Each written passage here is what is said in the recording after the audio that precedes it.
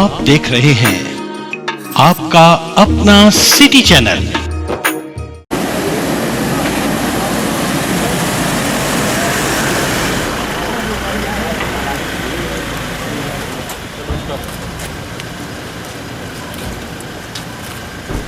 Sir नमस्कार।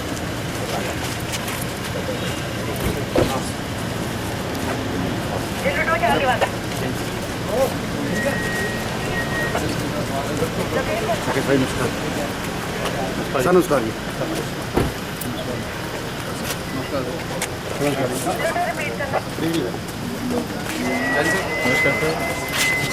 नमस्कार जी।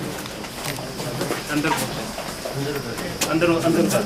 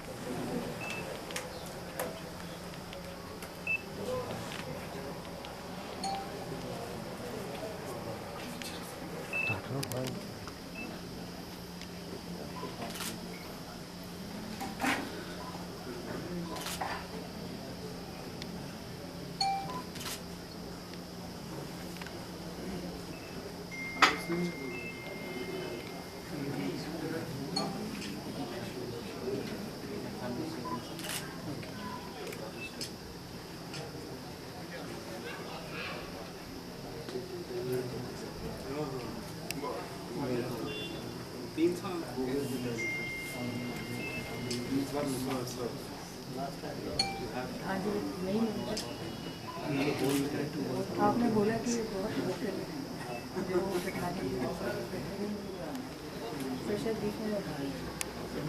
चंडीगढ़ से ना जब बच्चों की बात भी हो रही थी और दीदी से भी बात हो रही थी। सुनिधि ने बोला मैं आऊँगी देखने आंटी को, मैंने जरूर आना। तो पता नहीं इसको मैसेज भी आया आस्था का कि बीच में उनका बना प्रोग्राम, हम भी ऐसे में बिजी रहे थे। हफ्ते पहले गए वहाँ प्रतिभा चंदी को एंड में उनका बीपी ड्रॉप कर दिया था, कार्डियक अरेस्ट हो गया। हम लोग सामने ही थे मैं और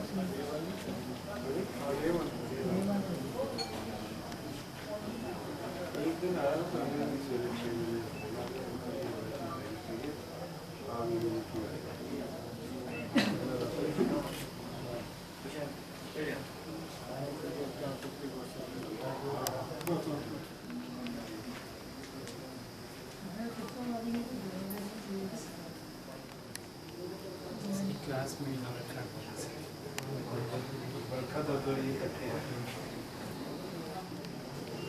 मैं आपका बता रही हूँ, रेड नेट से आर्टिकल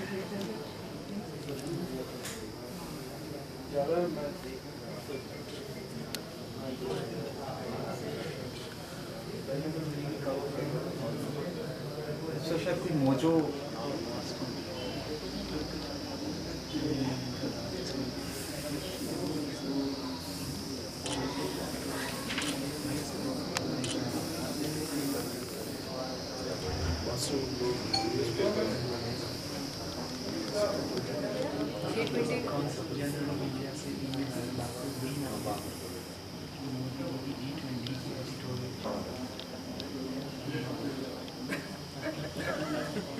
नीचे कमल लगा हुआ है। पे वो एक्सप्लेन भी कर रहे थे कमेंट दोनों डिफरेंट टाइप के सभी लगा हुआ है। मेरा एक बैचमेट है स्कूल का, रूममेट ही था वो, कांग्रेस से इलेक्शन बाद में मिनिस्टर बना हुआ है, इंडस्ट्री मिनिस्टर, वो MP में। और इस बार फ्रेंड्स बोल रहे हैं कि पूरा इन लोगों को टिकटें नहीं मिली।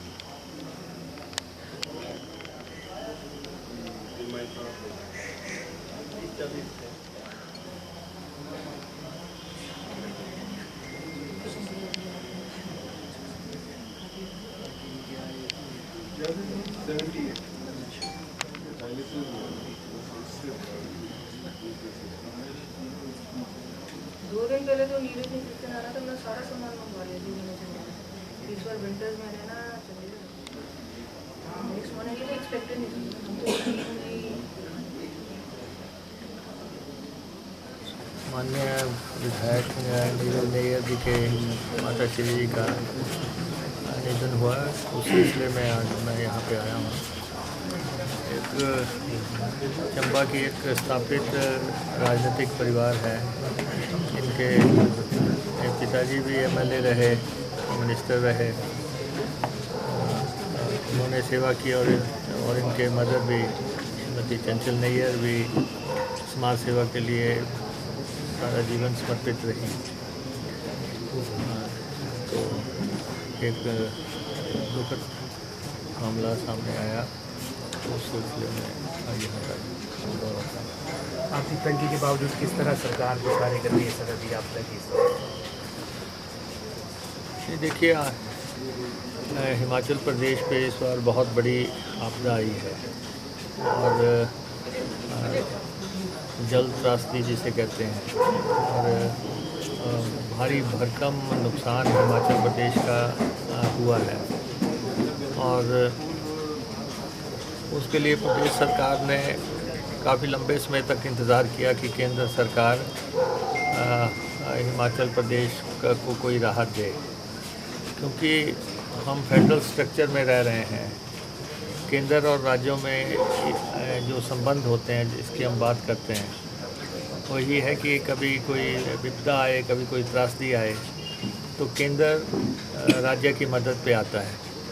लेकिन एक लंबे इंतज़ार तक जब केंद्र ने मदद नहीं की तो हिमाचल प्रदेश सरकार ने अपने संसाधनों से एक राहत पैकेज का घोषणा की है, क्योंकि लगभग 4500 करोड़ रुपए का है। और उसमें ख़ास तौर पे जिन लोगों के घर पूरी तरह ध्वस्त हो गए हैं उनको 7 लाख रुपया देने का फैसला किया गया है।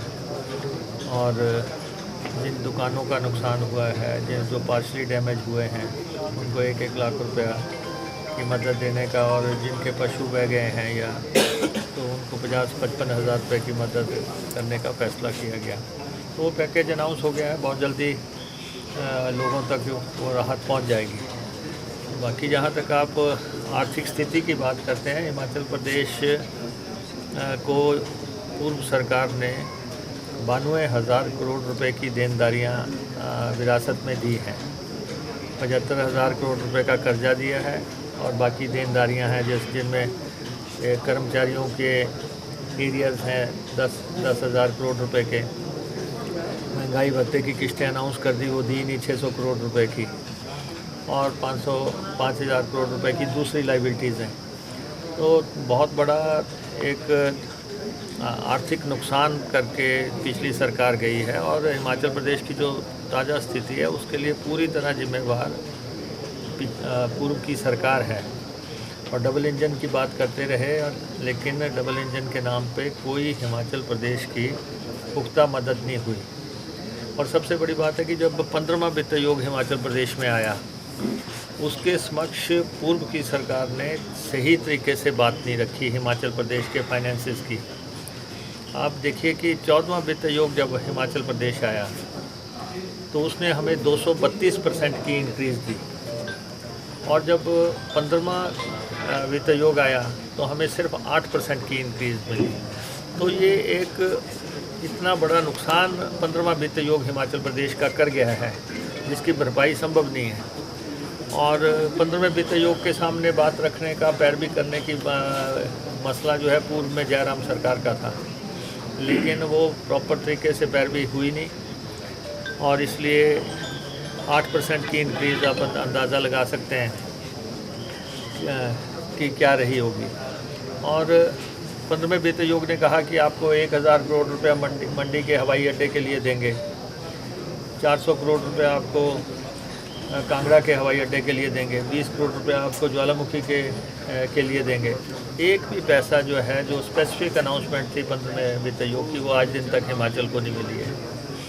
और अब आप देख सकते हैं कि हम इतनी बुरी तरह त्रासदी से हिट हैं, लेकिन हमारा जो है कर्ज लेने की सीमा घटा दी सेंट्रल गवर्नमेंट ने, हमारे फॉरेन फंडिंग की लिमिट घटा दी सेंट्रल गवर्नमेंट ने, कैप लगा दिया उसके ऊपर, और उसके बाद जीएसटी की कंपनसेशन जून महीने से बंद हो गई। रेवेन्यू डेफिसिट ग्रांट जो कभी 11,000 करोड़ रुपए मिलती थी वो 3,000 करोड़ रुपए चली गई। जो हमारा बीबीएमपी का क्लेम है 4-4.5 हज़ार करोड़ का, जो फिर सुप्रीम कोर्ट ने दिया है, वो भी हमें जो है पैसा अब तक नहीं मिला है। तो हर तरफ से जो है जिस ढंग से फाइनेंशियली ट्रीट किया गया है हिमाचल को, मैं समझता हूँ कि केंद्र की सरकार को अब तक हिमाचल प्रदेश को कम से कम 2,000 करोड़ रुपए की राशि दे देनी चाहिए थी। जितना बड़ा नुकसान हुआ, 12,000 करोड़ रुपए का नुकसान हुआ है।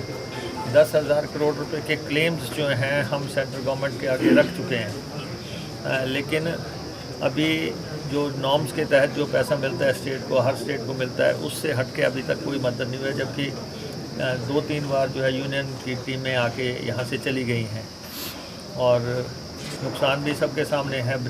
पुल टूट गए हैं, लोगों की गाड़ियाँ बह गई हैं, घर बह गए हैं, और आंशिक तौर पे तो पता नहीं कितना छोटे मकान तो कितने तबाह हुए होंगे। तो टोटलिटी में अगर आप देखें तो भारी भरकम स्टेट को नुकसान हुआ है। हमारे अकेले जो आईपीएच डिपार्टमेंट है, जल शक्ति डिपार्टमेंट, इस अकेले डिपार्टमेंट को लगभग जो है 2400 करोड़ रुपए का नुकसान हुआ है। और हमने केंद्र को कहा है कि आप हमें मदद करें। मैं खुद भी दिल्ली जाके आया, केंद्रीय मंत्री से भी मिले हैं, और ये भी कहा है कि आपके जल जीवन मिशन में लगभग 600-700 करोड़ रुपए का नुकसान हुआ है, जो नई स्कीमें बन रही थी। कम से कम उसमें जो है आप हमें, जो हमारे पास बजट है, उसी को खर्च करने की इजाज़त दें, लेकिन अभी तक ऐसा कोई संभव नहीं हुआ है। सर, जिला परिषद कैडर के कर्मचारी और अधिकारी हड़ताल पर चले गए सर, तो इसकी वजह से ग्रामीण क्षेत्र का विकास ठप पड़ गया है। डायलॉग करेंगे, हर चीज़ बातचीत